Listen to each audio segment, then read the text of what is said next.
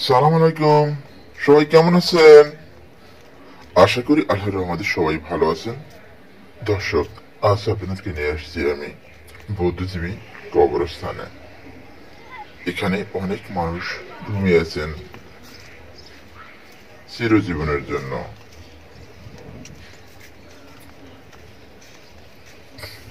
তাই দুনিয়াতে এমন আমল আপনার করুন যাতে পরকালে শান্তি পাওয়া যায়। যে আমল আপনার দ্বারা মিজানের দাড়ি পাল্লায় জান্নাতে যাওয়া যায়, সেরকম আদর্শের জীবন গড়ুন, যে জীবন দ্বারা দুনিয়াতে এবং পরকালে আল্লাহর পক্ষ থেকে পুরস্কার পাওয়া যায়।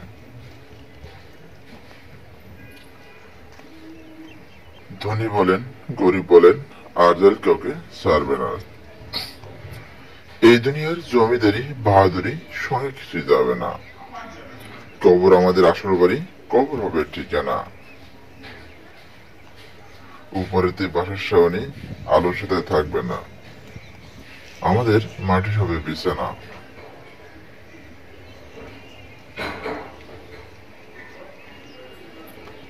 হাজারো মানুষ ঘুমিয়ে আছেন এই বুদ্ধিজীবী কবরস্থানে। হাজার হাজার মানুষ।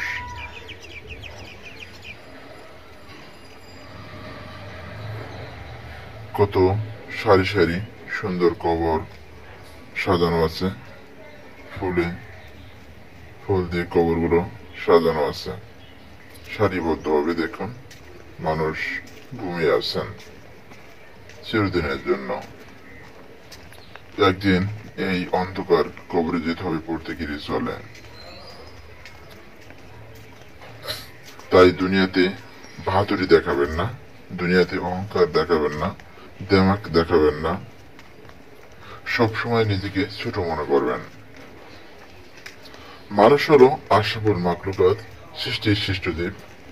তাই মানুষের অহংকার থাকা ঠিক না। আমরা স্বয়ংসম্পন্ন না। আমাদের মহান আল্লাহ রাব্বুল আলামিন, তিনি স্বয়ংসম্পন্ন।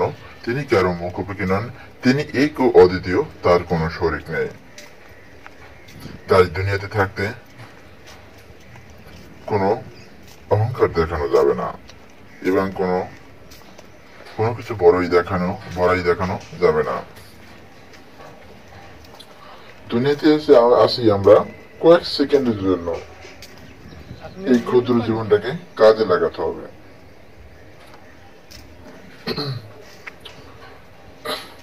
জমি ভালো না হলে যেমন ভালো ফসল আশা করা যায় না, তেমনি দুনিয়াতে কোনো নেককার না কাজ করলে পরকালে শান্তি পাওয়া যায় না। তাই দুনিয়াতে আমল আখলাক তাকওয়া সঠিকভাবে করতে হবে। ইসলামের আদর্শে জীবন গড়তে হবে। আল কোরআনের আলোয় আলোকিত হতে হবে। তাহলে পরকালে নাজাত পাওয়া যাবে।